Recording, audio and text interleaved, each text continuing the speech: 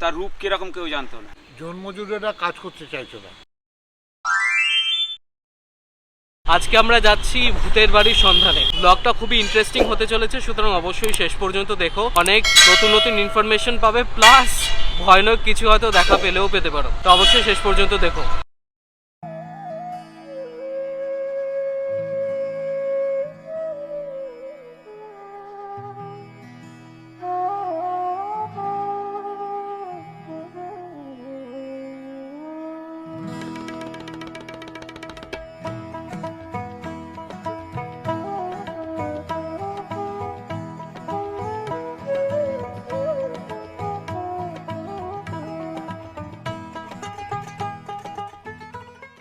Hey guys, welcome to another vlog. আজকে আমরা সকাল সকাল আবার বেরিয়ে পড়েছি। আজকে উইকেন্ড মানে আমাদের একটা হ্যাবিট হয়ে গেছে যে কোথাও গিয়ে কিছু একটা ভ্লগ করা, তারপর সেটাকে সেদিন এসে এডিট করা। আজকে আমরা শ্রীরামপুরে নেই। শ্রীরামপুর থেকে কোন্নগর যাওয়ার পথে রিক্সা ঠিক পার করে হাতির কুলের ঘাট বলে একটা জায়গা রয়েছে। পাকখাল ক্রস করে একটু এগিয়ে বাঁদিকে একটা ছোট ঘাট রয়েছে, হাতির কুল। এই ঘাটটা খুব ছোট একটা ঘাট, কিন্তু খুব পরিষ্কার, খুব সুন্দর। বলতে বলতেই তোমাদের একটা সুন্দর ছবি দেখিয়ে দেবে। একটা খুব সুন্দর নৌকা যাচ্ছে। আজকে একটু ফগি, বাট স্টিল দেখো কি সুন্দর দেখতে লাগছে।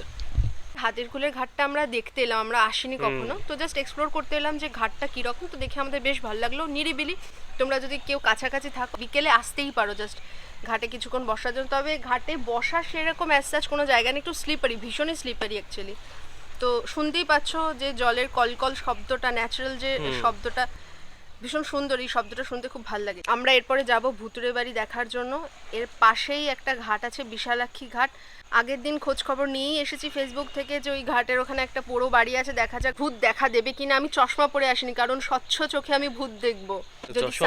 ভূত দেখা যায় না? হ্যাঁ, মানে যদি সানগ্লাস পরলে ভূত দেখা না দেয়, যদি ফিল্টার চলে আসে, নিজের চোখে একদম উইদাউট এনি গ্লাস ভূতকে সামনাসামনি দেখতে চাই। সানগ্লাস পরলে যদি ভূতকে কালো দেখি, মেবি সাদা ভূত দেখতে পাবো। সাদা ভূত, কালো ভূত, পেটে ভূত, মোটা ভূত। আরে ভূতের রাজা দেশে আমরা চলছি। যারা কোন্নগরে থাকে তারা ভূতের দেশে থাকে। ব্যাস, কোন্নগরের আর কোনো সাবস্ক্রিপশন আসবে না একদম। আমাদের বড়দা বলেছিল ভূতেরা অ্যাকচুয়ালি হচ্ছে এনার্জি, সূক্ষ্ম শরীর, পিওর এনার্জি। আমরা যত ভয় পাই আমাদের থেকে শক্তি সংগ্রহ করে ভূত তত শক্তিশালী। আমি কিন্তু ভীষণ ভীতু। আমি বাড়িতেও যখন বাথরুম যাই, আমি ঘরের সমস্ত লাইট জ্বালিয়ে যাই, ইভেন গান করতে করতে যাই। আমার ছোট থেকে এটা মাথায় আসে, গান করলে ভূত আসে না। ঘর থেকে বাথরুম পর্যন্ত ঠিক যতগুলো লাইট আছে আমি সব লাইট জ্বালিয়ে বাথরুমে যাই রাত্রিবেলা। আর আমি টর্চ নিয়ে বেরোই ভূত খুঁজতে। যা তা আজকে দেখা যাবে যে আমরা গিয়ে 3টে বর পাই নাকি। ও একটা বর অলরেডি পেয়ে গেছে। কোনটা? আমাকে। ও আচ্ছা, আরেকটা বর আমি চাই। বর হয়ে যাবে। একটা বর পেয়েছি, আরেকটা বর যেটা আমার দরকার সেটা হচ্ছে যখন তখন হাতে তালি দিয়ে আমরা যেখানে সেখানে পৌঁছে যেতে পারি। আমরা আজকে এক্সপ্লোর করতে যাচ্ছি ভুতুড়ে বাড়ি। এরপর যেতে হবে। ছবিতে দেখে তো বেশ ভালোই ভুতুড়ে মনে হলো, ভীষণ পুরনো বাড়ি, ভাঙাচোরা। গিয়ে দেখা যাক ভূতের দেখা পাই কিনা। আমরা এখন হাতে তালি দিয়ে চলে যাবো ভুতুড়ে বাড়ি। ভুতুড়ে বাড়ি।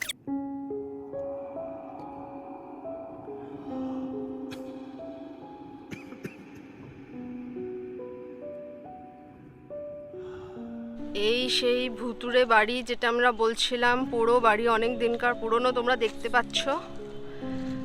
আর এই হচ্ছে তার রাস্তা। বাড়িটা দেখেও একটু ভয় ভয় লাগছে, বেশ একটা গা ছমছমে পরিবেশ। এখানে কি সব পুরানো টরানো হয়েছে। এই হচ্ছে বাড়িতে ঢোকার রাস্তা।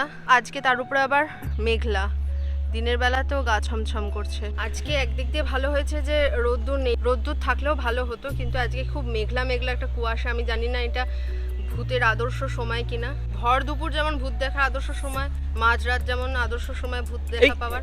একটা ঢেলা মারলো কেউ। ভর দুপুর বেলা ভূতে মারে ঢেলা। ও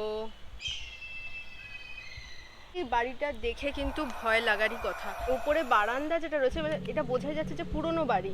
ওখানে দেখা যাচ্ছে এই বারান্দার ওইখানে যে গাছের শিকড় বাকড় গুলো ঝুলে রয়েছে, অন্ধকার অন্ধকার। এটা বোধহয় পুরোনো দিনের ব্রিটিশ আমলের কোনো বাড়ি হবে, কারণ সামনেটা এমন ভাবেই তৈরি যে এই জায়গাটা দেখতে পাচ্ছেন, এখানটা বোধহয় গাড়ি আসার বা এরকম কিছু ছিল, বা সামনে ওদের নিজস্ব ঘাট ছিল, এরকম কিছু একটা ভাঙা ঘাটও রয়েছে। এই যে এটা হয়তো এদের ঘাট ছিল। আর্থ এন্ড ডেথ, এটা কি কোনো কবরস্থান ছিল? না, এটা কবরস্থান নয়, তবে উপরে যে নামটা লেখা আছে সামথিং পরিতোষ বরিমোহন, আমি জানি না। তারই জন্ম আর মৃত্যুর সাল লেখা রয়েছে, বাকিটা ভাঙা। কিন্তু এটা কবর নয়, কারণ নিচে ইট দেওয়া রয়েছে। এখানে একটা একটা মাচার মতো করা আছে, দেখতে পাচ্ছ মালসার মতো জিনিসটা রয়েছে, এখানে বসার মতো জায়গা আছে, কিছু পোড়ানো হয়েছে এই যজ্ঞের মতো করে। আমি জানি না এখানে ভূতের আরাধনাও হয় কিনা বা ভূতকে ডাকা হয় কিছু কিনা। পালকও রয়েছে, কিছু সিগারেট পড়ে রয়েছে। ভূত কি সিগারেট খায়? এই যে সেই রাস্তা যেটা উঠে যাচ্ছে ঘরের মেন এন্ট্রান্সের দিকে। দেখি কতটা কি ভেতরে যেতে পারি। আমি এগোচ্ছি সামনে, সৌভিক আসছে পেছনে পেছনে।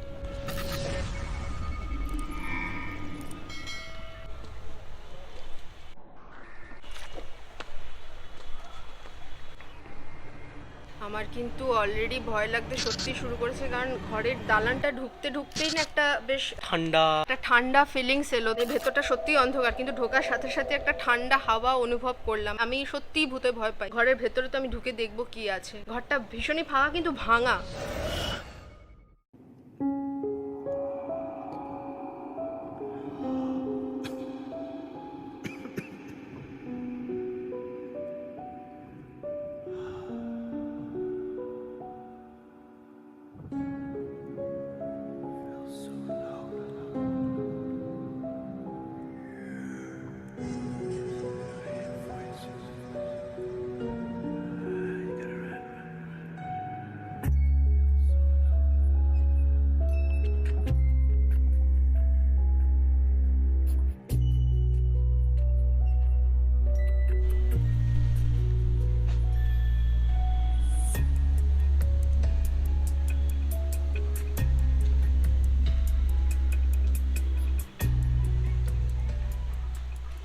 সুমন অলরেডি একবার ভয় পেয়ে গিয়েছে, কারণ একটা পাতা সরসর করে পড়েছে। সত্যি মানে ঘরের কোণা দিয়ে এরকম বট গাছে ঝুড়ি উঠেছে, চারদিকটা পুরো অলরেডি ভেঙে পড়ে গেছে। যখন তখন ওপরটা অলরেডি হাফ ভাঙা, যখন তখন ভেঙে পড়ে যেতে পারে। মানে শান্ত চারদিকে, দুম করে যদি একটা পাতাতেও পা পড়ে যায়, মানে কি একটা পড়ে গেল। আর যাস না, আর যাস না, আর যাস না।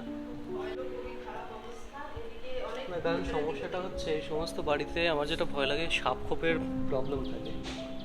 ওই যে টং করে একটা কি পড়ে এখানে। বলছি কেন আমি এখানে আসতে বারণ করছি।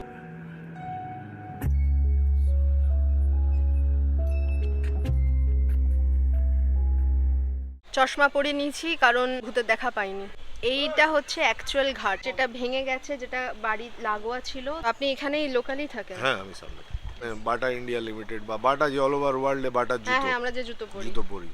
সেই বাটার প্রথম ফ্যাক্টরি ছিল এখানে। পরবর্তীকালে বাটা এখান থেকে উঠে বাটানগরে যায়।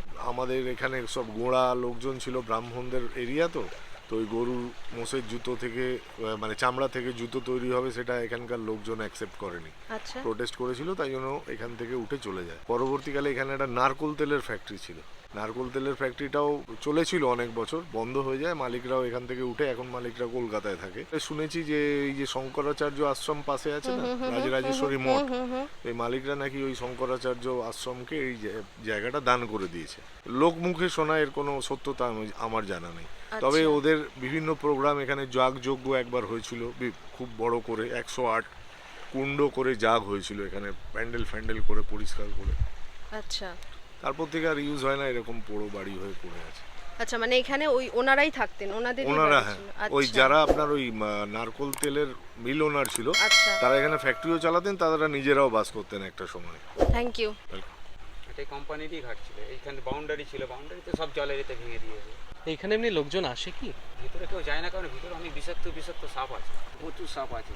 এবং সন্ধ্যের পরে দেখা যায় যে কয়েকশো শিয়ালও আছে। এখানে যে হোম কুণ্ডলীগুলো আছে 108খানা, ওর মধ্যে এই শিয়ালগুলোর বসবাস। এই সাইড দিয়ে পুরো হোম কুণ্ডলী করা, 108খানার হোম কুণ্ডলী করা আছে।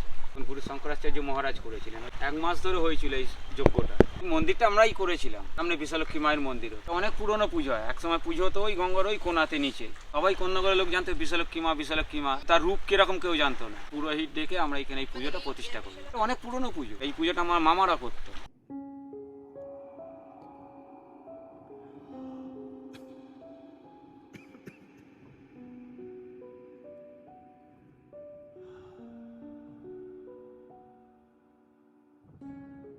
যে বাড়িটাতে আমরা গিয়েছিলাম সেটা বেসিক্যালি সামনের দরজা হচ্ছে এটা, আর এই যে একটা সামনে চিমনি। যদি এটা এখান দিয়ে ঢোকা যেত খুব ভালো হতো। সুমানার চেষ্টা করে যাচ্ছে যদি খোলা যায়।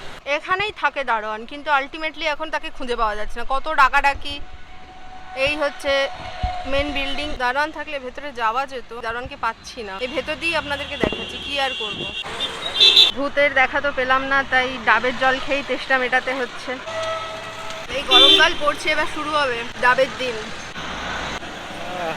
দাদা আমাদের রয়েছেন, সুন্দর আমাদের ডাব খাওয়ালেন, থ্যাংক ইউ দাদা।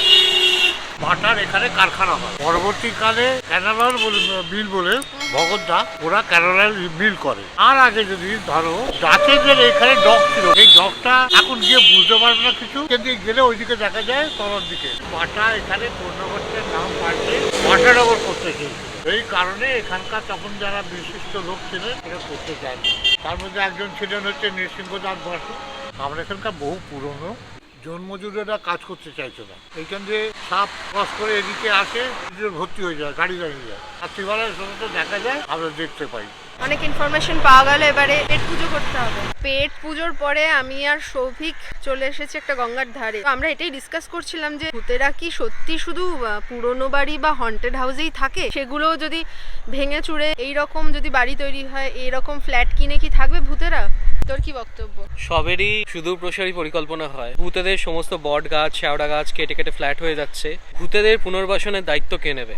আমাদের সরকার কি সেদিকে খেয়াল রাখে? মনে তো হয় না, কারণ ভূতেদের ওপর ইলেকশনের রেজাল্ট ম্যাটার করে না। কিন্তু তোমরা যদি আমাদের চ্যানেলটাকে সাবস্ক্রাইব করো, তাহলে আমরা ভূতের দায়িত্ব নিতে রাজি আছি। আমরা এরকম জায়গায় জায়গায় গিয়ে ভূতেদের সাথে মিটিংয়ে বসতে পারি, তাদের বাসস্থানের জোগাড় করে দিতে পারি, কিন্তু তার জন্য দরকার সাবস্ক্রিপশন। প্লিজ সাবস্ক্রাইব করে দাও, যাতে আমরা ভূতের ভবিষ্যৎটা ভালো করে করতে পারি। ভর দুপুর ভর বিকেল যাই বলুন, এটা বোঝা যাচ্ছে না, কারণ আজকে সত্যি এত গ্লুমি ওয়েদার, এত কুয়াশা, বৃষ্টি টিপটিপ পড়ছে। পর আমরা এখান থেকে বেরিয়ে যাব, আমাদের অ্যাকচুয়ালি একটা জায়গায় যাওয়ার আছে। তো ব্লগটা এখানেই শেষ করছি। ও চশমা, এই ভিডিওটা যদি তোমাদের ভালো লেগে থাকে তাহলে একটা লাইক করে দিও, চ্যানেলটাকে সাবস্ক্রাইব করে দিও, আর পাশে বেল বাটনটা অবশ্যই প্রেস করে দিও, যাতে আপকামিং যত আমরা ভিডিও দেব সেই ভিডিওর নোটিফিকেশন তোমাদের কাছে সব থেকে আগে পৌঁছায়।